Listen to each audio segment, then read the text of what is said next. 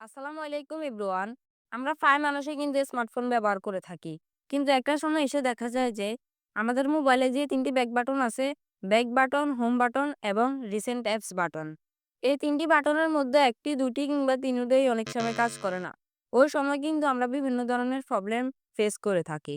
বিশেষ করে যে মোবাইলগুলোতে এরকম নিচে বাটন থাকে, সেগুলোতে একটু বেশি সমস্যা হয়। আজকের ভিডিওতে আপনাদেরকে দেখাবো কিভাবে এরকম ব্যাক বাটনের পরিবর্তে ডিসপ্লেতে ব্যাক বাটন সেট করবেন।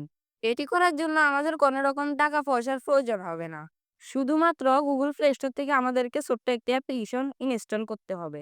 এই অ্যাপসটির লিঙ্ক আপনারা ডিসক্রিপশনে পেয়ে যাবেন এবং কিভাবে ডাউনলোড করবেন তা কিন্তু আপনাদেরকে মোবাইল স্ক্রিনে দেখাবো। তো আর দেরি কিসের, চলুন মোবাইল স্ক্রিনে যাওয়া যাক। ব্যাক বাটন সেট করার জন্য আমাদেরকে ছোট্ট একটি অ্যাপ্লিকেশন ইনস্টল করতে হবে। তাই আমরা চলে আসবো গুগল প্লে স্টোরে। এখানে আসার পর আমরা এখান থেকে সার্চ বারে টাইপ করব ব্যাক বাটন। এটি লিখে আমরা সার্চ করব। তারপর এই কাঙ্ক্ষিত অ্যাপ্লিকেশনটি শো হবে, আপনারা এটিকে ইনস্টল করে নেবেন। তো আমার আগে থেকে ইনস্টল করা আছে। তারপর আপনারা চলে আসবেন আপনাদের মোবাইলের হোম স্ক্রিনে। এখানে আসার পর আপনারা এটিকে ওপেন করে নেবেন। এই অ্যাপ্লিকেশনটির লিঙ্ক আপনারা ডিসক্রিপশনে পেয়ে যাবেন। তারপরে এখান থেকে আপনারা এগ্রি অপশনটিতে ক্লিক করবেন। তারপরে এখান থেকে আপনারা গো টু সেটিংস নামক অপশনটিতে ক্লিক করবেন।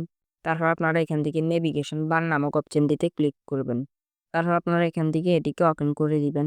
তারপর এখান থেকে ওকে অপশনটিতে ক্লিক করবেন। তারপর এরকম একটি ইন্টারফেস শো হবে। তো আপনারা দেখতে পাচ্ছেন আমার এখানে কিন্তু নিচে একটি ব্যাক বাটন শো হচ্ছে, মানে আমার এখানে ব্যাক বাটন চালু হয়ে গেছে। এখন আপনাদেরকে দেখাবো কিভাবে এটি সেটিং করবেন। আপনারা এটির মাধ্যমে এটির হাইট বড় ছোট করে নিতে পারবেন। এটির মাধ্যমে এটি উপর নিচে করতে পারবেন। এটির মাধ্যমে এই ব্যাক বাটনগুলোর দূরত্ব বাড়াতে এবং কমাতে পারবেন। তো এরকম করে আপনারা খুব সহজে এটিকে ব্যবহার করতে পারবেন। তো এভরিওয়ান, আজকের ভিডিওটি এ পর্যন্তই। আপনি আমার চ্যানেলের নতুন দর্শক হয়ে থাকলে চ্যানেলটিকে সাবস্ক্রাইব করে ভিডিওতে একটি লাইক করে দিবেন আর একটি কমেন্ট করে যাবেন। প্রতিদিনের মতো আমি বিদায় নিচ্ছি সৌরভ। Thanks for watching.